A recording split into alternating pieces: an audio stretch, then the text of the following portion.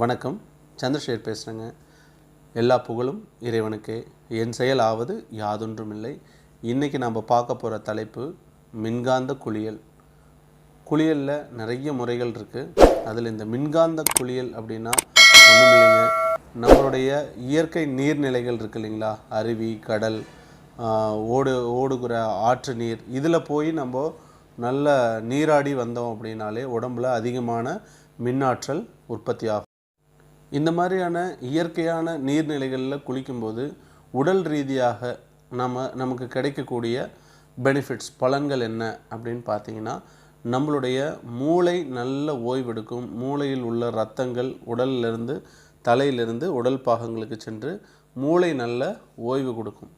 அடுத்தது பார்த்திங்கன்னா, உங்களுடைய செரிமான மண்டலம் நல்ல ஆற்றுல குளித்து பழக்கம் இருந்தால் உங்களுக்கு தெரியும். குளித்து முடித்த உடனே நமக்கு நல்ல பசி பயங்கரமாக எடுக்கும், கப்பன்னு இருக்கும் பசி. ஸோ அப்போது நம்மளுடைய உடல் உள்ளுறுப்புகளை தூண்டக்கூடியது இந்த மாதிரியான குளியல் முறைகள். ஏன்னா ரொம்ப உங்களுடைய இயற்கை உணர்வுகள் எல்லாம் தூண்டப்படும் இந்த மாதிரி தண்ணீரில் குளிக்கும்போது. அடுத்தது பார்த்திங்கன்னா, நம்மளுடைய நரம்பு மண்டலத்துக்கு ரொம்ப அற்புதமான ஒரு அத்தியாவசியமான தேவை இந்த மாதிரியான குளியல்கள். இப்போ நீங்கள் ஒருத்தருக்கு காக்கா வலிப்பு வந்துருச்சு, இல்லை மயக்கம் வந்து கீழே விழுந்துட்டாங்க அப்படின்னு பார்த்தீங்கன்னா, ஃபஸ்ட்டு அவங்களுக்கு என்ன பண்ணுவாங்க, ட்ரீட்மெண்ட் ஃபஸ்ட் எய்ட் என்ன பண்ணுவாங்கன்னு பார்த்தீங்கன்னா, அவங்களுக்கு அந்த கான்ஷியஸ்னஸ் வர்றதுக்கு முதல்ல என்ன பண்ணுவாங்க, தண்ணீரை அவங்க முகத்துலேயும் தலையிலையும் தெளித்து விடுவாங்க இல்லையா. டக்குன்னு பார்த்தீங்கன்னா அன்கான்ஷியஸான அந்த நபர் உடனே கான்ஷியஸ்னஸ்க்கு வர்றதை நம்மளால் கண்கூட பார்க்க முடியும் இல்லையா. அப்போ நம்மளுடைய மூளையோ அல்லது நம்மளுடைய உடல் பாகங்களோ அதிக சோர்வுற்று ஒரு மாதிரியான நிலைக்கு உட்படுத்தப்படும் போது, நம்ம தண்ணீரில் குளிக்கும்போது என்னாகும் அப்படின்னா, அதிகமான உணர்வுகள் நமக்கு மேலோங்கி நம்மளுடைய உள்ளுணர்வுகள் தூண்டப்பட்டு நம்ம ஒரு விழிப்பு நிலைக்கு வந்துடுவோம். ஸோ அந்த மாதிரி நம்மளுடைய இரத்த ஓட்டம் வந்துட்டு குளிர்ச்சியாகும். இப்போ பார்த்தீங்கன்னா, ப்ளட் ப்ரெஷர், ரத்த கொதிப்பு அதிகமாக இருக்கிறவங்களெல்லாம் கூட்டிகிட்டு போய் இப்போ நீங்கள் வீடியோவில் பார்க்குற மாதிரியெல்லாம் உட்கார வச்சோம்னா அவங்களுடைய உடல் சூடு ஃபுல்லாக ரொம்ப குறைஞ்சி போயிடும். ப்ளட் ப்ரெஷர் குறையிறதுக்கு இதெல்லாம் ஒரு நல்ல ட்ரீட்மெண்ட். பார்த்திங்கன்னா, கண் எரிச்சல், இந்த மாதிரியான தலைவலி, ஒத்த தலைவலி இருக்குது, காது வலி இருக்குது, இந்த மாதிரியான நிறைய பிரச்சனைகளுக்கு இந்த மாதிரியான குளியல் முறைகள், ஹெட் பாத் அப்படின்னு சொல்லுவாங்க. இயற்கை வைத்தியத்தில் பார்த்திங்கன்னா ஹெட் பாத் அப்படின்னு சொல்லுவாங்க. இதை நம்ம ஆர்டிஃபிஷியலாக பண்ணோம்னா அது மெடிசன், நேச்சுரலாக பண்ணிட்டோம்னா மின்காந்த குளியல், அவ்வளோதாங்க. அடுத்தது பார்த்திங்கன்னா, நம்ம இந்த மாதிரி அருவிகளில் தான் போய் குளிக்கணுமா அப்படியெல்லாம் இல்லைங்க. உங்கள் வீட்டில் இப்போ அருவி இல்லாத நாங்கள்லாம் என்னையா பண்ணுறது அப்படிங்கிற மாதிரி ஒரு கேள்வி வரலாம். நீங்கள் அருவி இல்லைனாலும் பரவாயில்ல, மழை பெய்யும் போது நிலையறதுக்கு பயப்படாதீங்க. ஐயோ காய்ச்சல் வந்துடும், சளி பிடிச்சிக்கும் அப்படின்னா, காய்ச்சல் சளி நல்லது தான். அதை பற்றி உங்களுக்கு தனியாக ஒரு வீடியோ போடுறேன். அந்த மழையில் நினைஞ்சிங்க அப்படின்னா கூட உடல் அதிகமான மின்னோட்டத்துக்கு உட்படுத்தப்படும். ஏன்னா வானத்திலிருந்து பொழிகின்ற அந்த மழை அதிகமான மின்னல்கள் கலந்து, மின்னோட்டம், பிராணசக்தி கலந்து இந்த பூமிக்கு வருது. அதை நம்ம உடல் ரீதியாக வாங்கிக்கிற உடலில் படும்போது நம்மளுடைய உடம்பில் மின்சக்தி அதிகமாகும். அதனால தான் பார்த்திங்கன்னா, குழந்தைங்க வந்துட்டு அதிகமாக அந்த மழையில் போய் விளையாடுறதுல ரொம்ப ஆர்வம் காட்டுவாங்க. ஆனால் நம்ம அதுக்கு அலோவ் பண்ண மாட்டோம். ஏன், நமக்கே கூட பிடிக்கும் இல்லையா. நம்ம சினிமாவில் ஹீரோயின் டான்ஸ் ஆடினா ரொம்ப ரசித்து பார்ப்போம் மழையில். ஆனால் நம்ம போய் வீட்டுக்குள்ளே உள்ளே ஓடிடுவோம் இல்லையா. அதனால் மழை பெய்யும் போது மழையில் போய் உடலை காட்டினோம் அப்படின்னா ரொம்ப நல்லாயிருக்கும், ரொம்ப நல்லதும் கூட. அடுத்தது பார்த்திங்கன்னா, மழையில் விளையாடுவாங்க நிறைய பேர். பார்த்திங்கன்னா, அந்த ஸ்போர்ட்ஸ் ஃபீல்டில் உள்ளவங்களுக்கெல்லாம் தெரியும். மழையில் விளையாடும்போது ஒரு மெமரி, ஒரு மறக்க முடியாத ஒரு அனுபவங்கள்லாம் நமக்கு கிடைக்கும். அந்த மாதிரியான ஒரு நல்ல சூழல் உருவாகும். அதனால் மழை பெஞ்சதுன்னா மழையில் போய் இது பண்ணுங்கள். அடுத்தது, உங்கள் ஊரில் ஆறு இருந்ததுன்னா நல்ல நீரோட்டம் ஆறு, இப்போ காவேரி ஆறு, வைகை ஆறு, தாமிரபரணி, இந்த மாதிரி ஓடக்கூடிய ஆறு இருக்குது இல்லைங்களா, அதில் போய் நீங்கள் நல்லா நீச்சல் அடிக்கும்போது, எதிர் நீச்சல் அடிக்கிறது அல்லது நீச்சல் பயிற்சி மேற்கொண்டீங்க அப்படின்னா உடம்புல அதிகமான மின்சக்தி ப்ரொடியூஸ் ஆகும். இல்லை வாய்க்கால் இருக்குன்னா வாய்க்காலில் போய் குளிக்கலாம். ஸோ கிணத்து தண்ணியில் கூட கிடைக்கும். பட்டு வாய்க்காலில் இருக்கிற அல்லது வந்துட்டு ஆற்று நீரில் கிடைக்கக்கூடிய அந்த மின்னோட்ட சக்தி இதில் கிடைக்குமாங்கிறது தெரியாது. ஏன்னா தண்ணி ஒரு இடத்துலேருந்து ஒரு இடம் இன்னொரு இடத்துல மூமெண்ட்டில் வேகமாக போய்கிட்டு இருக்கும்போது தான் அதில் அதிகமான சக்தி. இப்போ நீங்கள் மேட்டூர் தர்மல்லாம் போனீங்கன்னா அந்த ஓடிட்டு வர்ற தண்ணியிலேருந்து தான் அதிகமான மின்சாரத்தை உற்பத்தி பண்ணுறாங்க. ஸோ அப்போ தண்ணியிலேருந்து எலக்ட்ரிசிட்டி அப்படிங்கிற ஒரு சோர்ஸ் நம்மளுக்கு கிடைக்குது இல்லைங்களா. அப்போ நம்ம தாராளமாக அதை நம்ம பயன்படுத்திக்கலாம், சரிங்களா. அப்போ இந்த ஓடுகிற தண்ணியில் குளிக்கிறதுனால உடம்புல அதிகமான மின்னோட்டத்தை நம்மளால் உருவாக்கிக்க முடியும்.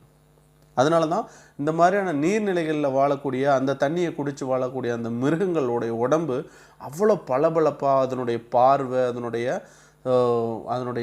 கம்பீரம் அதெல்லாம் வந்துட்டு அந்த தண்ணி குடிக்கிறதுனால தான். இப்போ புலி, சிங்கம், யானை இந்த மாதிரியான மிருகங்கள்லாம் பார்த்திங்கன்னா அந்த தண்ணியை குடிக்கிறதுனால தான் அது அவ்வளோ பலமானது. அது போய் என்ன பெருசாக நியூட்ரிஷன் வச்சு ஜிம்முக்கெல்லாம் போயிட்டுருக்குதா என்ன? அதெல்லாம் ஒன்றும் கிடையாது இல்லைங்களா?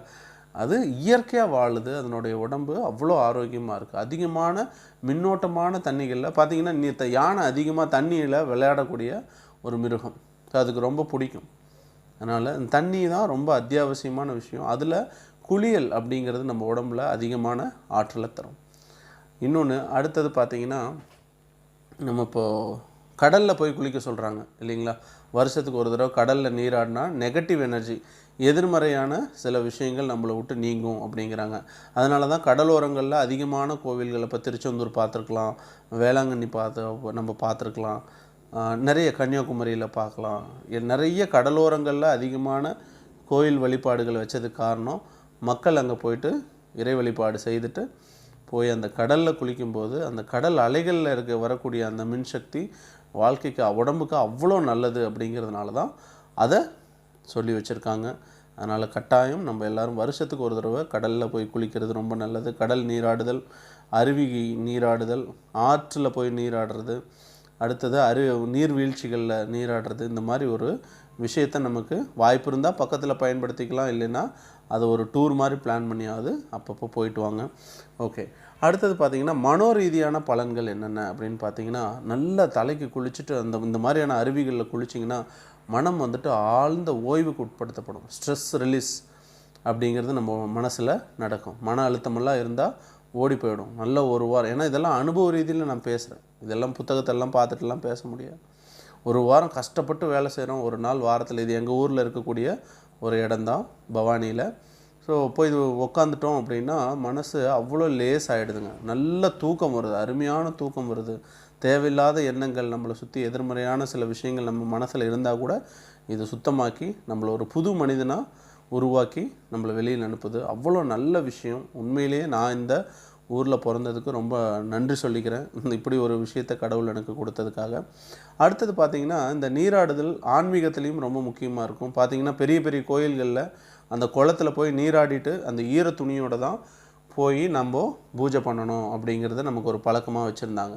இது என்ன ஒரு சயின்ஸ், அறிவியல் அப்படின்னு பார்த்திங்கன்னா, ஒரு மனிதனுடைய உடலில் எப்போல்லாம் ஈரத்தன்மை அதிகமாக இருக்கோ அப்போ அவனுடைய ஆழ்மனம் வேலை செய்யும். ஆழ்மனம் வேலை செய்யும்போது தான் அவனுடைய பிரார்த்தனை நடைபெற வேண்டும். அந்த பிரார்த்தனை கட்டாயம் இறைவனிடம் சென்று சேரும். கண்டிப்பாக அவங்களுக்கு செல்ஃப் கான்ஃபிடென்ஸ், அவங்க நிறைய விஷயங்களை உள்வாங்கிக்கிறதுக்கு இந்த நீராடி விட்டு போய் ஈர துணியோட கடவுள்கிட்ட ப்ரேயர் பண்ணணும் அப்படிங்கிற ஒரு பழக்கத்தை ஏற்படுத்தி வச்சாங்க. இதனால் சப்கான்ஷியஸ் மைண்டோடைய ஃபங்க்ஷன் அதிகமாக இருக்குது அப்படிங்கிறது தான் உண்மை. ஸோ இப்போ பெண்கள் பார்த்திங்கன்னா தண்ணி ஊற்றிடுவாங்க, உருளைத்தண்டம் பண்ணுவாங்க கோயில்கள் இல்லைங்களா? மஞ்சள் தண்ணி ஊற்றுறது. இந்த தண்ணீர் அப்படிங்கிறது ஆன்மீகத்தில் ரொம்ப ரொம்ப முக்கியமான விஷயம். அது நீங்கள் இஸ்லாம் மதத்தில் ஜம்சம் வாட்டர், கிறிஸ்துவத்தில் எடுத்திங்கன்னா புனித நீர், ஹோலி வாட்டர்னு சொல்லுவாங்க. இங்கே வந்துட்டு தீர்த்தம்னு சொல்லுவாங்க. ஸோ இந்த தண்ணீருக்கு மிகச்சிறப்புகள் அதிகமான வகையில் உள்ளது. அதனால் இந்த குளியல் முறைகளை உங்கள் வீட்டில் நீங்கள் பண்ணிக்கலாம். இல்லை எங்கேயுமே முடியல, எனக்கு வழியே இல்லை அப்படின்னா வீட்டில் ஷவர் யூஸ் பண்ணுங்கள். நான் சொல்ல அத்தனை பெனிஃபிட்ஸும் அந்த ஷவரில் கிடைக்கும். ஸோ தயவுசெய்து இந்த மின் குளியல் முறையில் குளித்து பழகுங்க. இது உடலுக்கும் ஆரோக்கியம் தரும், மனதையும் மன அழுத்தத்திலேருந்து நீக்கி நல்ல தூக்கத்தையும் நல்ல ஒரு அமைதியான சூழ்நிலையும் உங்கள் உடம்புலையும் மனதிலையும் ஏற்படுத்தக்கூடிய ஒரு அற்புதமான குளியல் முறை.